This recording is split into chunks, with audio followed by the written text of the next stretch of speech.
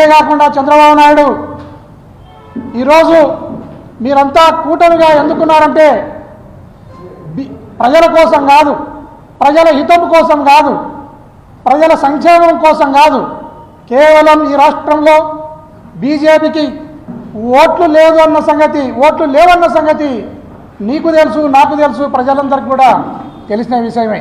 ఓట్ల కోసం బీజేపీ ఈ రాష్ట్రంలో ఒంటరిగా పోటీ చేస్తే సీట్లు లేవన్న సంగతి పవన్ కళ్యాణ్కి తెలుసు, నీకు తెలుసు, నాకు తెలుసు, అందరికీ కూడా తెలిసిన విషయమే.